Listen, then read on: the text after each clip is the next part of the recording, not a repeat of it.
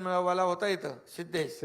आता ते pollution control board प्रदूषण कमी करणं त्यासाठी ते पण प्रयत्न करतायत. पण शेवटी या गाड्या ज्या आहेत या गाड्या चालणाऱ्या त्या देखील रस्त्यावरून कमी झाल्या तर कधी होतील.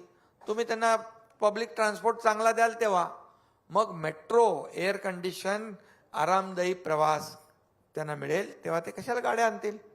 मग त्याच्यामुळे प्रदूषण कमी होईल, ट्रॅफिक कमी होईल, लोकांचा वेळ वाचेल, लोक लवकर घरी जातील, लोक लवकर कामावर जातील, इफिशियंटली काम करतील. आणि हे सगळं जे आहे ही एक सायकल आहे, एक इकोसिस्टीम आहे. आणि म्हणून आम्ही जे रखडलेले प्रकल्प जे त्याला चालना दिली. आता सीलिंग आम्ही करतोय, Mumbai Pune ceiling missing link express केलाय.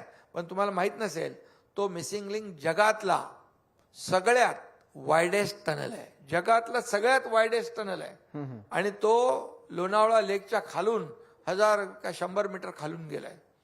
म्हणजे ऍडव्हान्स टेक्नॉलॉजीचा वापर करून आम्ही तो केलाय.